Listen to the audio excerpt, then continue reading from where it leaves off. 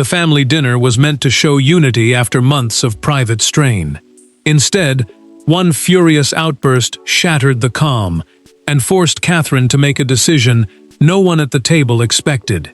Without waiting for permission, she rose from her chair, took Prince Louis by the hand, and removed him from the room, leaving Meghan frozen, William furious, and the entire royal gathering trapped in stunned silence. Before we go deeper into what this really means for the royal family, make sure to subscribe so you don't miss a single update. Charles had asked everyone to gather at Windsor because he believed one quiet evening could soften the bitterness dividing the family. Windsor was one of the monarchy's most important royal residences, a place where private family choices carried public consequences. The king wanted calm, but Catherine entered already alert. She had agreed to bring George, Charlotte, and Louis, only after William received firm assurances that old arguments would not be raised near them. Meghan broke that promise first. Her voice sharpened as she accused Catherine of controlling the family story and using the children to strengthen her place beside the future king. The accusation landed with brutal force. Harry shifted in his chair, but he did not interrupt.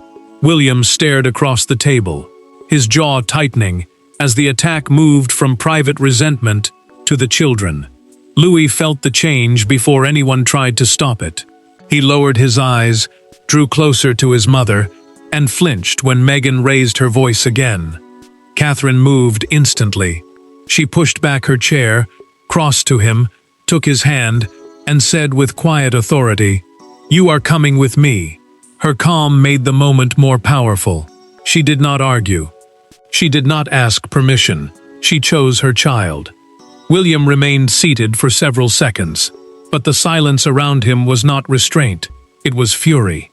Harry looked toward Meghan as though he no longer recognized how far she had gone, while Charles watched the family unity he hoped to protect collapse. The monarch understood why the moment mattered. This was no longer an adult disagreement. A child had become trapped inside it. Catherine reached the door, then stopped. She turned back and told the room this was not the first time a boundary involving her children had been crossed. Meghan had already been warned, and she had chosen to ignore it. The words changed everything. The door closed behind Catherine and Louis. Charles looked directly at William and asked one chilling question. What warning? That question opened a deeper wound, because the answer would expose what each person at the table truly stood to lose. This was never simply an argument between two royal women. Catherine saw a frightened child caught inside an adult conflict. William saw the collapse of a promise he had personally demanded. Harry saw his final opportunity for reconciliation slipping away. Meghan saw the family closing ranks around the future of the crown, leaving her outside once again. Every person had entered that room carrying a private wound, and Louis had become the human cost. Catherine moved quickly through the corridor, but her anger never reached the child beside her. She knelt in front of Louis, held both his hands, and told him he had done nothing wrong. The young prince looked toward the closed dining room door and asked why everyone was angry. She answered gently that adults sometimes allowed painful feelings to become louder than they should. Her priority was not defeating Meghan. It was making certain her son never believed he had caused the conflict. William had feared exactly this. For weeks, the prince had negotiated with Charles and Harry to make the dinner possible. No press officers would attend. No courtiers would direct the conversation. No formal statement would follow. Courtiers are palace officials who organize royal duties and protect the institution's private workings. But William had deliberately kept them away because he wanted the gathering to feel like family, not business. He had believed privacy might lower the temperature. Instead, it removed every barrier when the anger finally erupted. Harry turned toward Meghan the moment the door closed. He told her she had crossed a line by bringing the children into the dispute. She refused to accept that judgment. The Duchess insisted Catherine had used Louis' distress to make her appear dangerous and force the family to choose sides. Her words only deepened his unease. He had expected tension, but he had not expected her to challenge the princess so openly in front of a child. William finally broke his silence.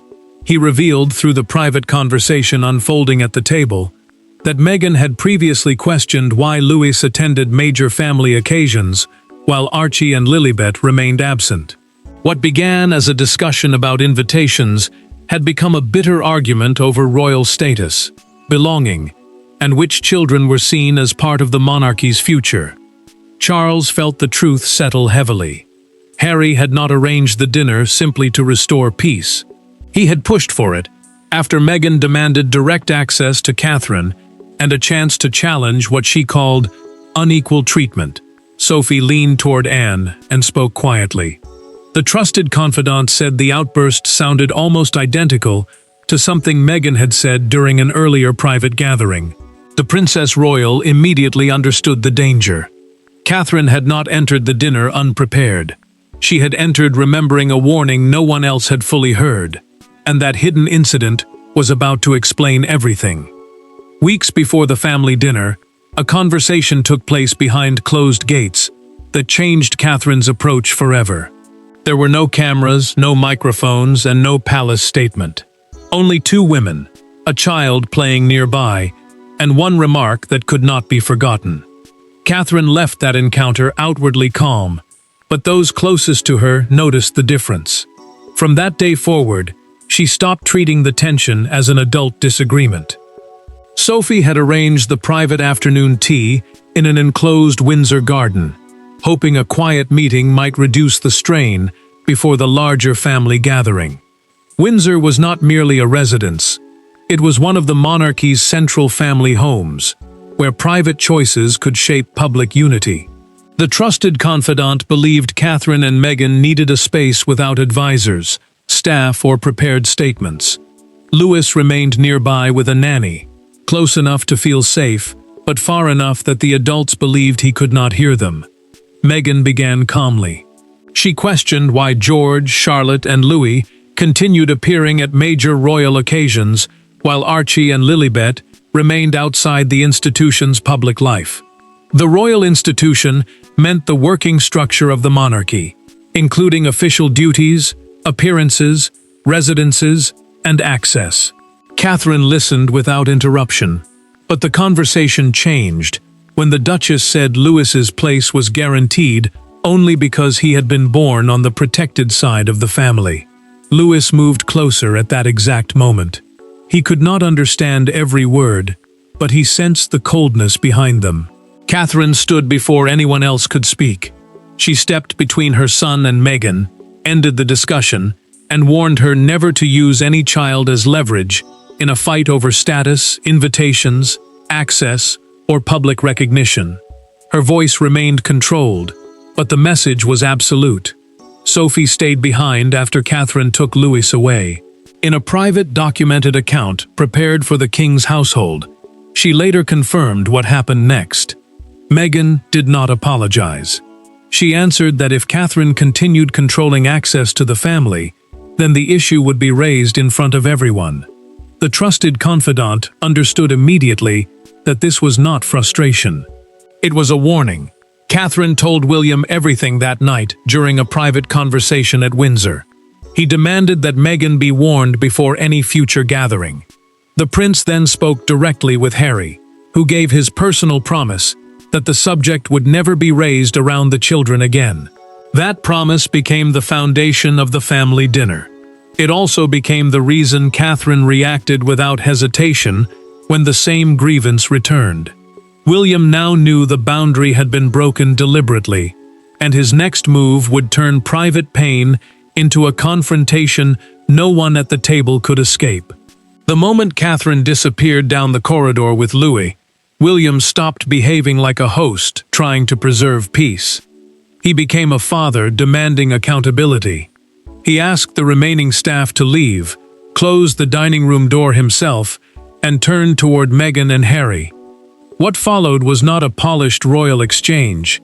It was a deeply personal reckoning over a broken promise, a frightened child, and a boundary William believed had been violated deliberately.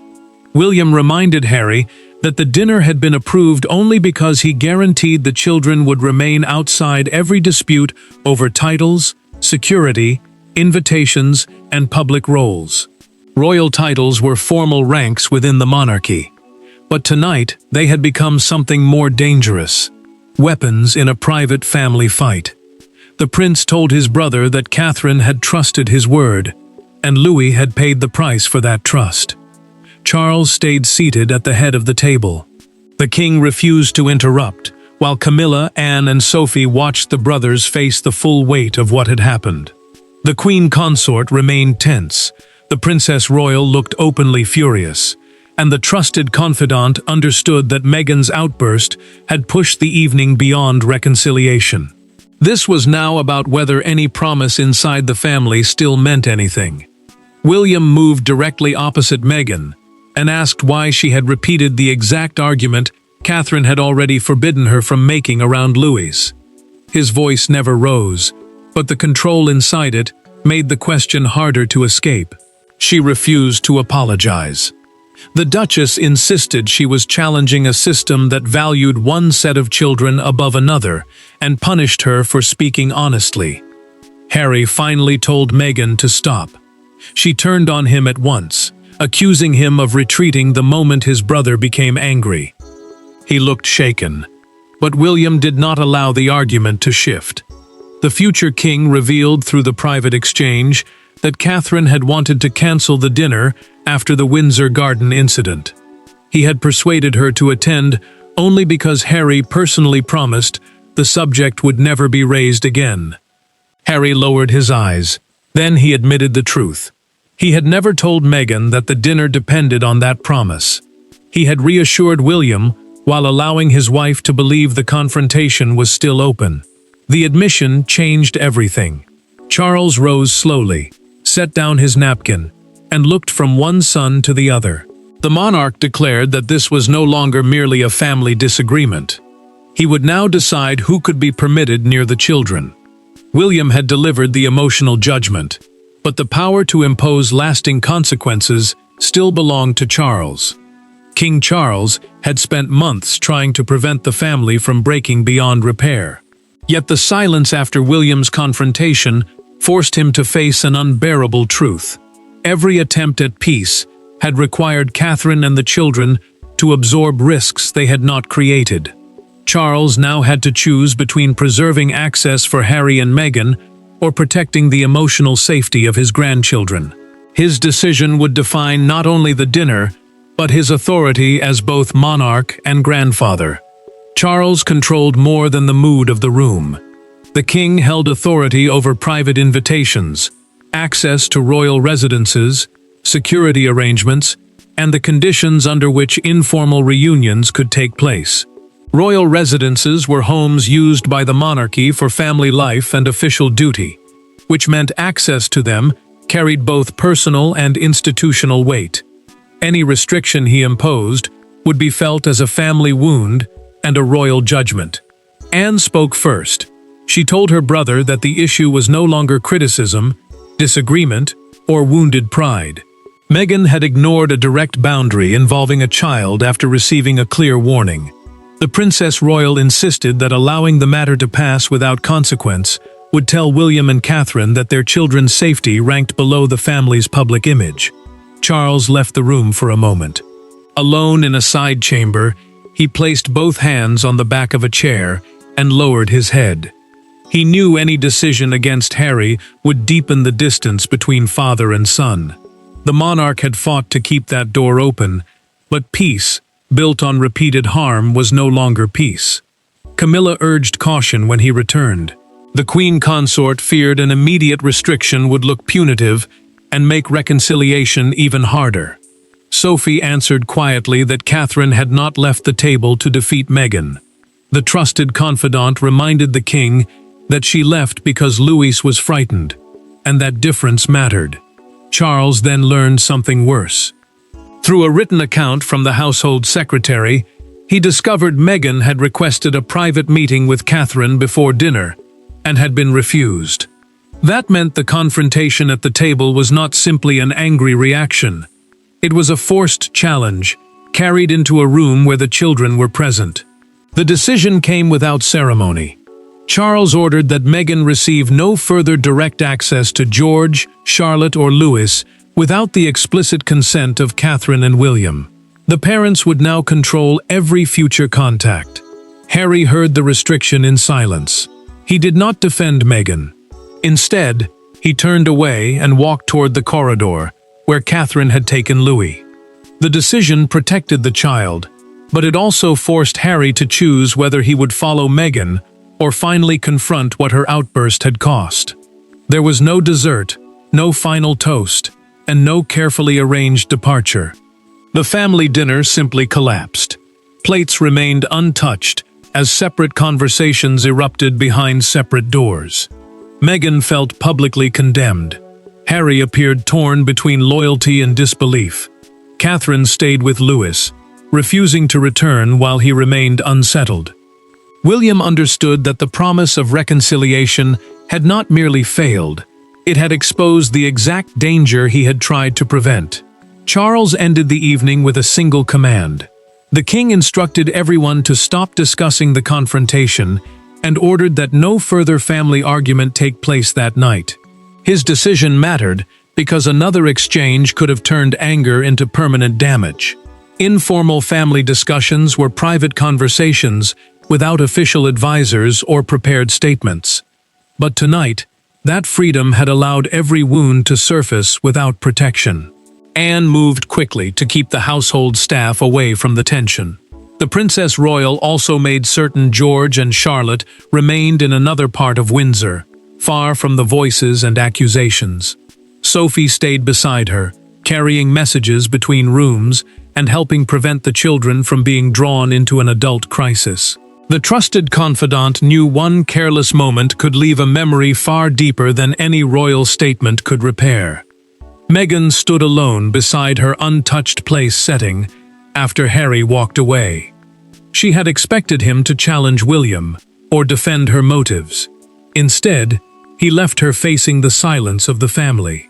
The Duchess felt judged, abandoned, and furious that Catherine's departure had become the moral center of the night. Catherine sat beside Louis in a private sitting room and held his hand. He asked whether the dinner had ended because of him. The princess answered firmly that the adults had failed, not the child. She repeated the words until he believed them. Her calm mattered, because Louis needed to leave Windsor remembering protection, not blame. Harry found William in the corridor, and finally admitted the truth during their private conversation.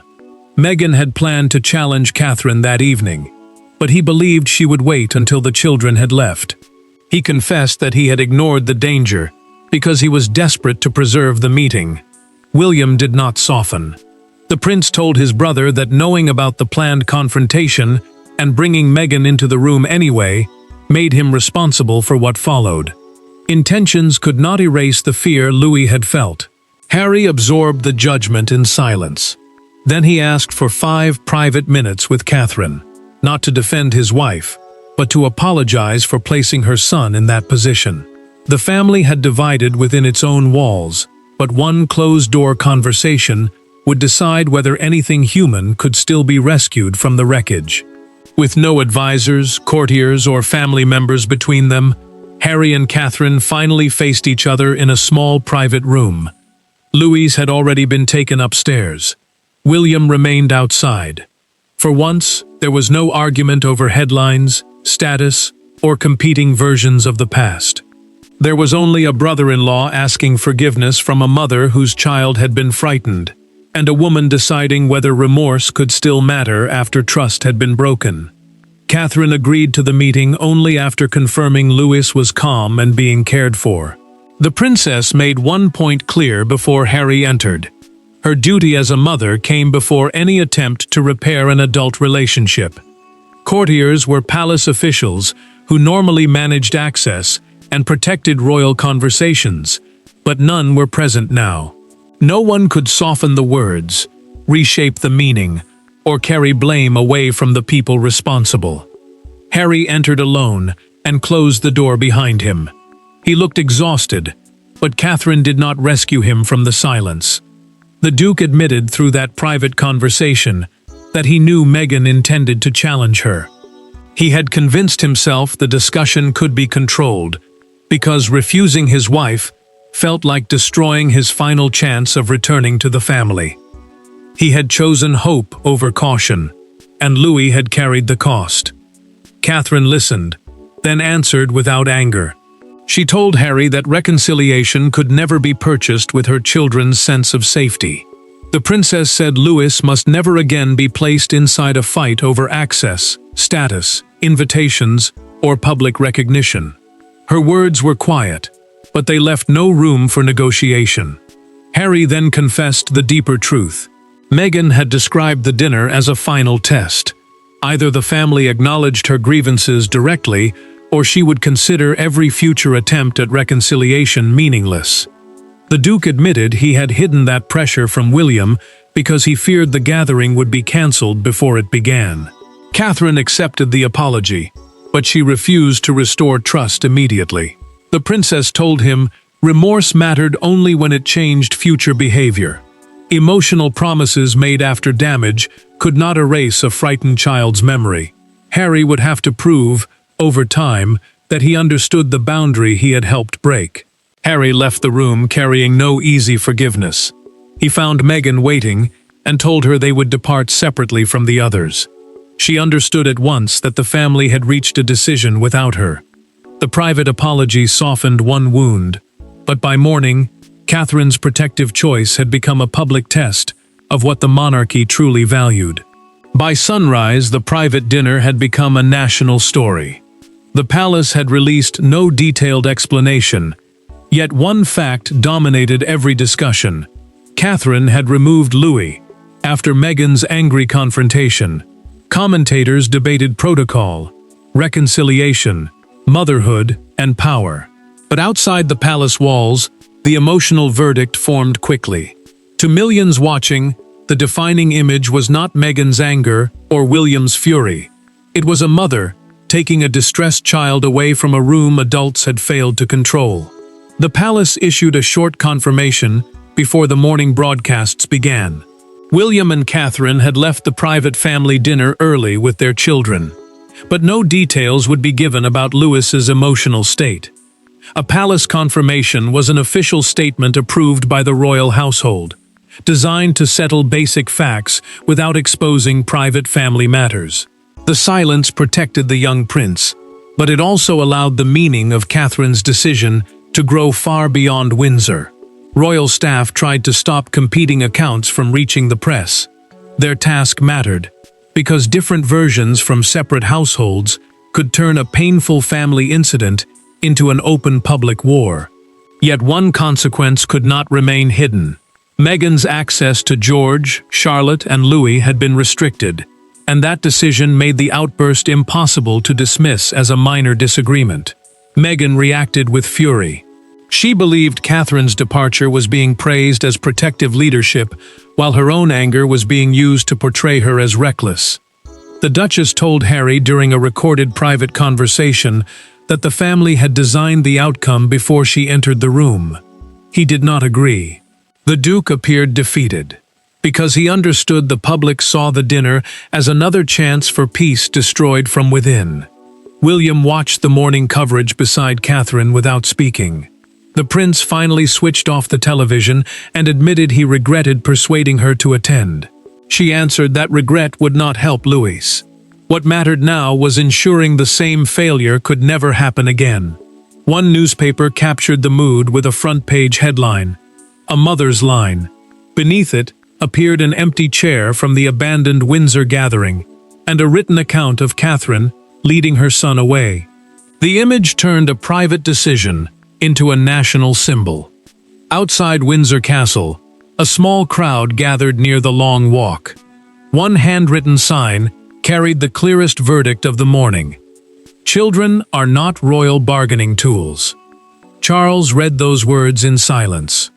The king knew public opinion had already chosen its side, but only his final family decision could settle Meghan's access, Harry's responsibility, and Catherine's authority for good. The monarchy had survived scandals, departures, betrayals, and public battles over duty. Yet this moment carried a simpler and more human verdict. Catherine did not remove Louis to humiliate Meghan, seize power, or create a headline. She removed him because the adults around that table had allowed their resentment to enter a child's world. In doing so, she drew a boundary stronger than protocol and forced the entire family to decide whether reconciliation mattered more than protection. Charles gathered William, Catherine, Harry, Anne, and Sophie the following afternoon. The king confirmed that no future private reunion would include George, Charlotte, or Louis unless both parents approved every attendee and every condition. A private reunion meant an informal family meeting outside official royal duties. But this one rule now carried the weight of a permanent safeguard. The monarch wanted peace, yet he finally accepted that peace without boundaries had already caused harm. Meghan received the decision separately, through a formal written notice from the royal household. She would not be invited to informal contact with the Wales children until Catherine and William were convinced that no child would again become part of an adult grievance. The restriction was direct, personal, and final for the immediate future. Harry accepted responsibility during the closed family meeting. He admitted that he had brought Meghan into the dinner despite knowing she intended to confront Catherine. The Duke acknowledged that his silence had helped create the crisis, and that his fear of losing reconciliation had blinded him to the danger already building around Louis. Catherine looked directly at Charles and told him she took no satisfaction in the restriction. The princess did not want another family fracture, but she would never apologize for removing her son the moment he became frightened. Her duty had become clear in an instant, and she had acted before pride, protocol, or appearances could stop her. William supported that decision without hesitation. The prince confirmed privately to the family, and publicly through an approved palace statement, that his wife had acted with his full backing. That ended every attempt to portray her choice as impulsive, emotional, or unauthorized. Charles then delivered the final verdict. Reconciliation remained possible for adults, but no title, marriage, grievance, or painful history would ever justify using a child as pressure. The king's words closed the argument, because they placed responsibility exactly where it belonged. The dinner became a permanent turning point. Meghan lost immediate access. Harry faced the consequences of his choices. Catherine emerged not as the winner of a feud, but as a mother who placed Louis above appearances. There was no mystery left. Unity mattered, forgiveness mattered, family mattered, but the emotional safety of a child came first. Thanks for watching. Please don't forget to like and subscribe, and we will see you in next one.